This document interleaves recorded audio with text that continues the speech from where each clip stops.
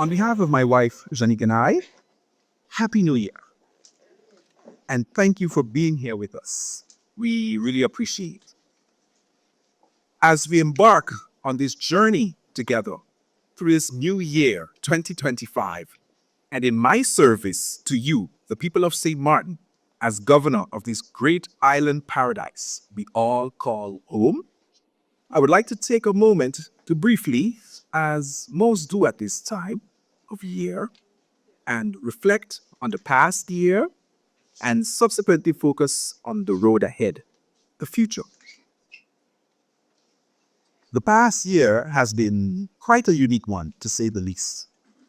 Just a few noteworthy mentions in this regard are country experiencing 2 elections in 1 year in a span of just over 7 months, the reopening of our airport by Her Royal Highness Princess Beatrix more than 7 years after damage incurred by Hurricanes Irma and Maria, and an energy crisis that had the citizens, businesses, and tourists alike frustrated and at their wits' end trying to figure out how to cope and manage with the situation. Shifting now to the road ahead, future. In planning for this new year and the future in general, we take stock of where we are. We look to the past to see where we came from, and we then respond to our current situation with detailed planning of where we want to be, our goals, and we plan accordingly, taking into account what we will need to get us there and the steps you need to take to achieve these goals. So, where are we, Simon? In 2025, we will celebrate 15 years of our autonomous status within the kingdom. What has this brought us? What were our goals and aspirations, and what are they now? What progress have we made? And where do we go from here? These are some of the questions we should ask ourselves and seek the answers to. In doing so, it's my firm belief that it is imperative that one of the areas we lay emphasis on is our youth. Like generations in the past have done for us, we must realize that in order for our future to be bright, we have to set our children on the right path today. The seed of greatness is planted way before the tree of greatness can bloom and stand firm as a pillar within the community. We are all connected. The lives of our youth are very much dependent on the decisions and actions taken by us today, and our future is dependent on them. They, after all, are St. Martin's future. If you want to see the state of St. Martin in 25 to 30 years from now, take a look at the state of the youth today. How does it look?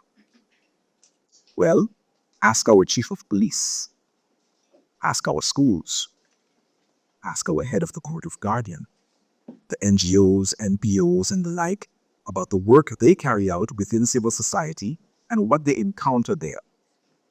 Or ask the youth themselves. Let me declare in stating that I am not implying that it is all bad. I'm simply aiming for all of us to come to the conscious realization that if we want a better tomorrow, a better future, we have to plan for it today. We have to better the lives of our children today. Be an active contributor to the cultivation of their dreams and aspirations, a contributor to their positive development, a beacon of hope, and provider of somewhere they can be comfortable and have that safe space and feel the warm embrace of this, their community, their home, their island, their paradise, their village. I'm not just talking about your children. I'm talking about all the children of this country. Because when we neglect one child, we have to realize we are then neglecting one aspect of our future. Because we are all connected in one way or the other. If it affects one of us within the community, it affects us all. If not today, one way or another tomorrow. So, what type of environment are we creating for our youth? What are we exposing them to? At what vulnerable age? Are we taking care of our youth now so that St. Martin can exist and thrive way into the future? Are we preparing our leaders of tomorrow? Are we preparing them to be leaders of this country? Or are we, with the decisions we are taking now and the dangers we are exposing them to, setting them up to be but followers so that others can come in and lead them in their land? We have to prepare, cultivate, and expose our youth in ways and to an atmosphere that is conducive to them and therefore St. Martin being fit in mind, body, and spirit to take on any and all challenges that lie ahead. Just as those before us planned for the future development of our country, so too do we have to plan for the further and future development of our country. The youth are dependent on and affected by first the family environment, the school environment, and the community environment. So we all have to be their support system. We have to make sure this system or the system does not fail them.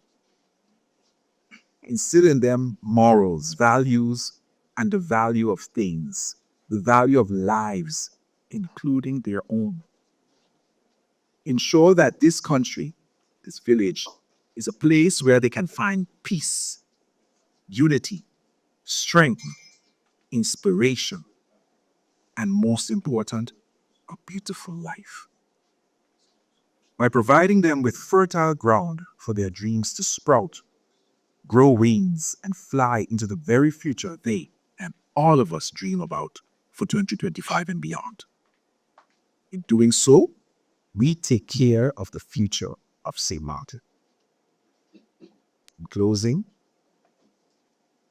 people of St. Martin, as your governor, I would like to encourage all of us to be conscious of the roles every single one of us play in this interconnected island paradise we all call home, whether for now or forever, and know what affects our neighbor, our elderly, our rich, our poor, our unemployed, our economy, our mental health, and our mental health patients, the sick, the shut in, our environment, and lastly, our youth affects us all as well. It may not do so for all of us in the same degree or at the same time, but it will do so in some shape or form or fashion someday. So let us all, in this new year and beyond, be cognizant of this fact in the roles we all play and decisions we make, no matter how minute or grand those roles and decisions may be or seem. And let us all act at all times with this interconnectedness or general well-being in mind for the greater good of St. Martin and all of her people.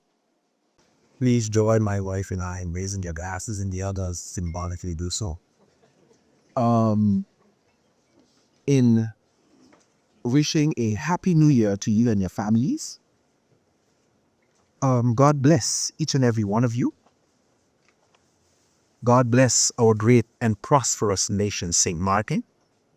And God bless the youth of this country. Because in doing so, we also bless the future of St. Martin. Happy New Year.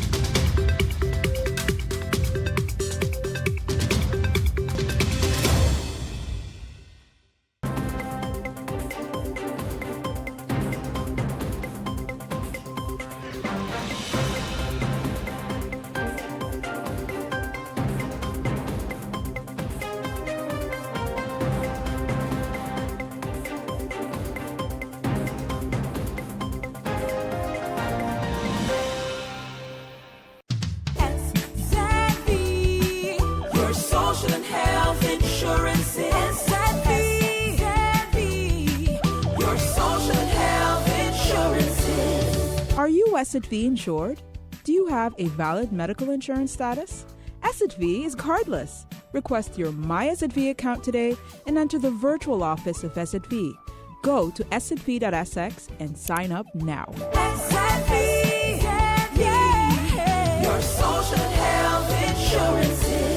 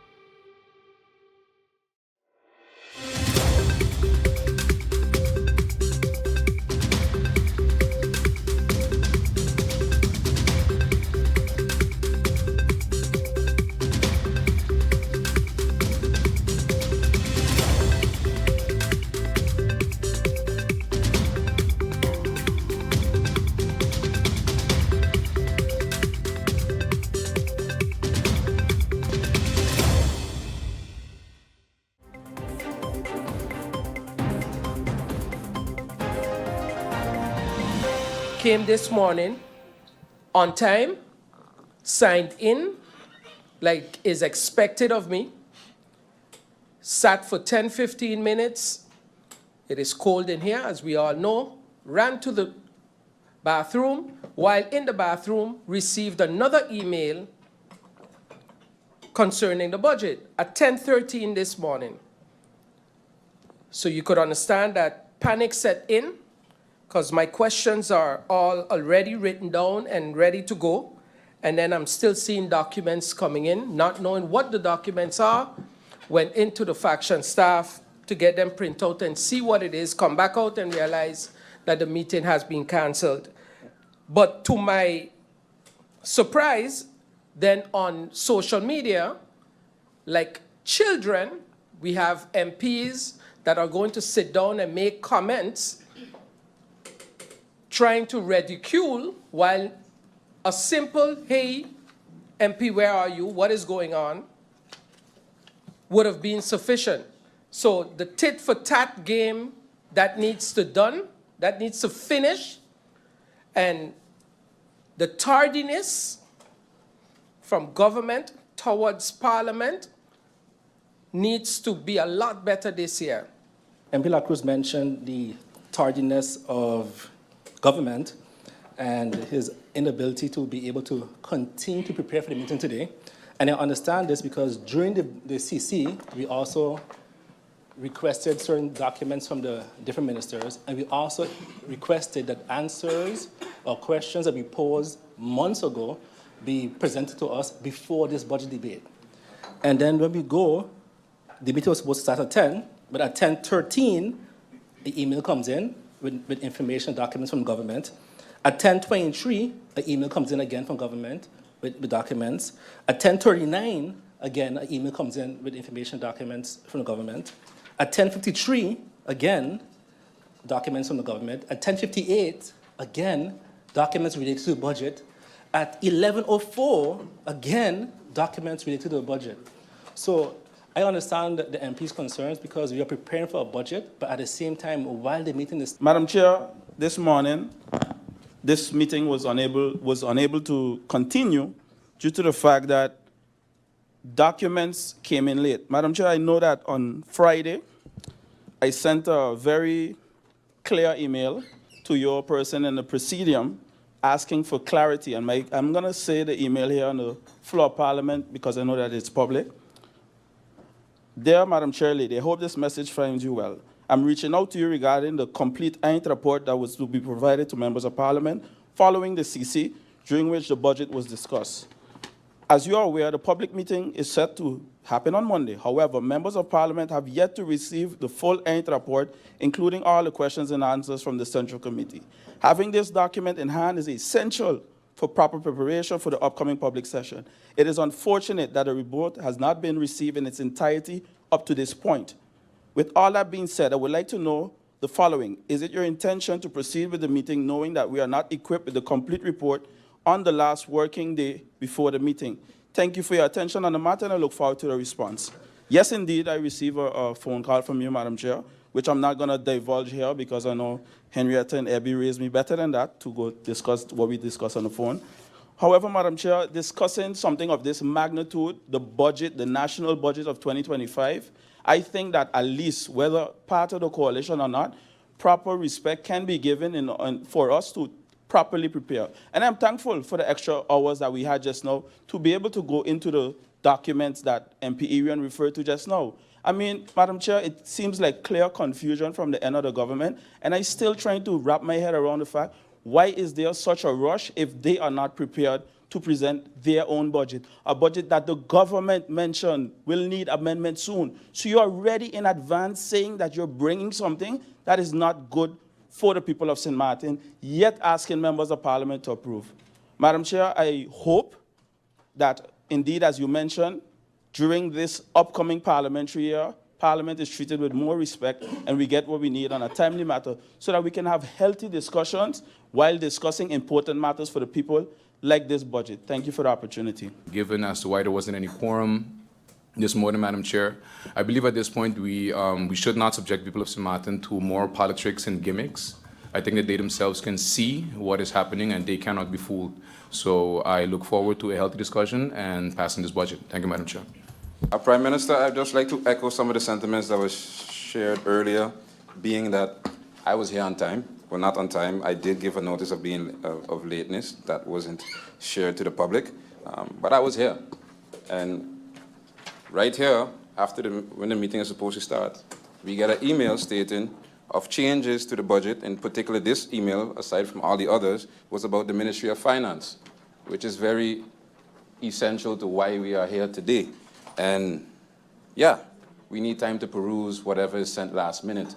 And speaking, piggybacking off of what the previous speaker just said, I think when we speak here on the floor of Parliament, we should either stay out or, if you choose to speak, speak the truth. We're here talking about wasting time with the people's business, but the same speaker claiming to have a stomach virus was more at home recovering from a whole weekend of partying for his birthday weekend. So if you're going to be here talking about we cannot fool the people, the same people saw you out last night. So we couldn't be here this morning on time to handle the people's business. So, like I said, it's either we stay out or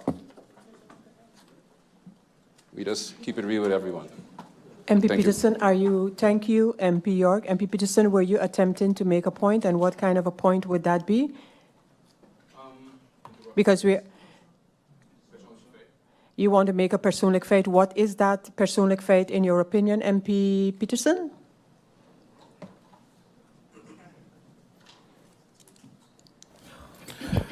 Yes, Madam Chair. The speaker alludes that I was not sick and that I was out last night. Actually, I was home since 8 p.m. last night, and I was sick this morning, which I think one of the ministers can confirm since we were on the phone. So again, let's keep the games away from the people's business and let's stick to what we're here for. Thank you, Madam Chair. MP Peterson, if the previous MP, the speaker, was referring to you in this particular case, then your personal fact is noted. Madam Chair, I would like to make a notice based on the actions that is needed in St. Martin rise in crime. As a member of Parliament and a concerned citizen of St. Martin, I feel compelled to speak about the pressing issue that is threatening the very fabric of our island. Our rising crime rate. I have said it before and I will say it again. We are on the brink of destroying our tourism product. And if we don't act swiftly, the consequences will be dire. The safety of our people, both residents and tourists, must be our top priority.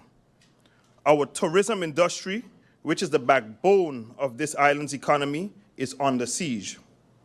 Visitors come to St. Martin for its beauty, warmth, and welcoming atmosphere.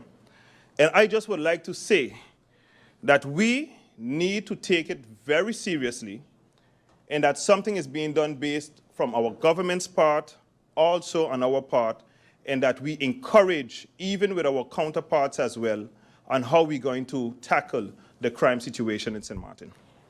Members of Parliament, thank you for your notifications. I think it's important from the perspective of Parliament to react to a couple of the matters that were raised and having to do with the receipt of documentation for the agenda point of the draft budget 2025. And while several times have been mentioned as having received documents, I also wish to make note of the fact, and if members have not been receiving since the 7th of this month responses from government, then please check with the Secretariat, because this information was being sent, although this morning the official and registered documents have also been shared with the numbers, but you have received many, not all, of these documents before. Also, for the sake of the public, I wish to explain a couple of things. In dealing with a draft national ordinance, which the budget is, it is required that the Parliament handles this in a central committee meeting. Of the central committee meetings, reports are made by Parliament. That is called the final report. It could be preliminary or final coming from the Central Committee of Parliament. That's not a responsibility of government. The final report, eindverslag, is made by the Parliament of St. Martin. The government then has to respond with a document called the answer or the note to that final document. That is the responsibility of the government, that would contain, by the way, the questions provided in the Central Committee meeting. The report from the Central Committee are the comments and questions raised by members of Parliament. So it's not a new document, it's the documentation of the Central Committee meeting. And from the government side, it's the documentation of the answers provided by the government, in which sometimes the government indicate that documents would be forthcoming, just to get that procedure clear. What we have been doing in order to facilitate the process is combining those two documents, and that is then the formal document that members of Parliament would have received with questions, queries, and comments, and the answers as provided by the government. But it is not so that all of the documents received this morning, this is the first time that they have been seen, that they have been received. So, and we have been receiving per ministry the answers before we got the total final document with all of the answers from all of the ministries. And in fact, the final document with all of the answers from all the ministries was received on Friday by the members of Parliament.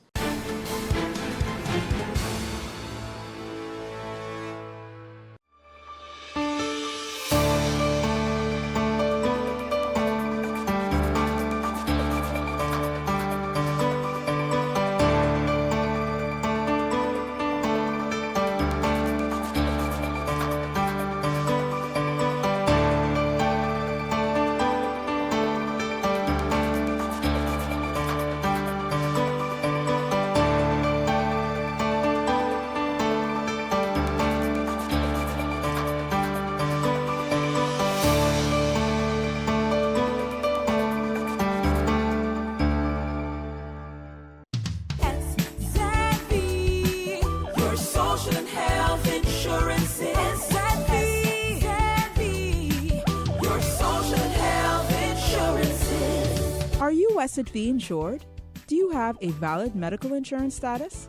SXM is cardless. Request your MySZV account today and enter the virtual office of SZV.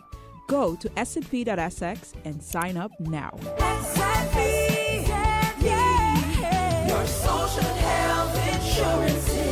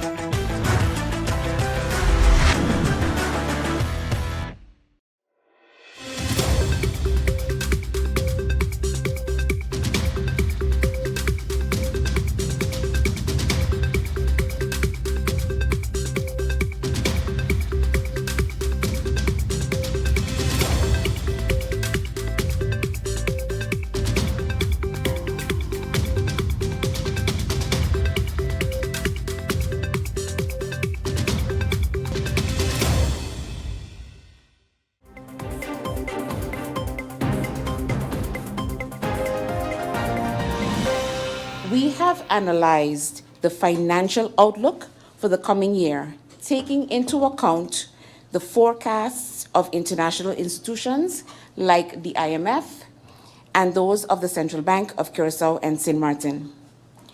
Respectively, they project a gross domestic product, GDP, for 2025 of approximately 3.1 billion guilders for Sint Maarten. Similarly, the inflation rate is expected to hover between 1.9 and 2.3% for 2025. This has been factored into this draft budget. In view of the uncertainties, both global and domestic, we have decided to submit a conservative budget, especially because it is not yet clear when ongoing initiatives will yield higher revenues and how large those revenues would be. This draft budget therefore focuses on continuity, aimed at stabilizing our finances, rather than embarking on new, ambitious, large-scale policy initiatives that would result in our expenditures ballooning out of control and mandatory budget amendments. Government believes that this is not the time to include unsubstantiated financial initiatives in the 2025 budget and has consequently chosen this cautious, conservative approach. At this crucial time, prudent financial husbandry demands that we make intelligent choices that will ensure that we dig ourselves out of the hole we are in while simultaneously introducing new initiatives which can be incorporated later into a budget amendment, especially once we see that the funds or cuts are substantiated and achievable. However, Madam Chair, permit me to stress that the future is not bleak at all. Far from it.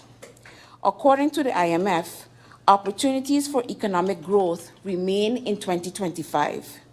There are several sectors which we have not yet fully explored that offer great potential for further development and diversification of our economy. Through strategic investments and policy measures, these sectors can be better utilized to enhance Sint Maarten's economic resilience. Without doubt, this government will continue to do all within its powers to ensure a sustainable and prosperous future for the island. Perhaps it is relevant at this point, Madam Chair, to explain what we are gathered here to do. The budget is the most important policy document that Parliament has to debate and approve. It is not a wish list for government or politicians to score political points. One of the main tasks of government is to manage the resources, especially the financial resources and other assets of the people in a reasonable, efficient, and effective manner. Hence, policy initiatives must take into account how much is in government coffers and which areas must be prioritized in terms of allocation of these resources. It is common knowledge that our government coffers are not buoyant. Even the critics of this budget know that. Therefore, it is imperative that we take heed of the popular saying, cut your coat according to your size. In fact, Madam Chair, I would amend that saying as follows: cut your coat according to your cloth. Everybody would love to drive a Ferrari. However, if the amount of money you have can only buy you an Atos, what choices do you have other than to ask Santa to bring you a Ferrari next Christmas? I humbly submit, Madam Chair, that a nation that has accumulated a debt of over 1 billion guilders since October 10th, 2010, does not have the luxury of a Ferrari at this point in time. As I have stated before, St. Martin's public debt has surpassed 1 billion guilders. Despite this, our debt as a country is still considered reasonable, as our debt to GDP ratio is approximately 34%. What is key is how we manage this debt in totality. Madam Chair, I would like to inform Parliament through you that one of the ways I am exploring to deal with our mounting debt problem is to negotiate a debt swap with the Netherlands. It is not a new approach, as several other jurisdictions are using this strategy to lessen their debt. What it simply means is that once such an agreement is reached, we would be able to redirect the amount we are supposed to be paying on our debt to other areas such as green energy and environmental projects or other investments. I spoke earlier, Madam Chair, about uncertainties, both local and global, that have informed our cautious approach to the 2025 budget. Maybe I should rephrase that and talk about challenges instead of uncertainties. We began the new year with an unprecedented surge in crime that has claimed several lives, particularly of our young people. My heartfelt condolences once again to the families and friends that have been affected by these tragic incidents. I am a mother too. No parents should be burying their children as a result of violent crime.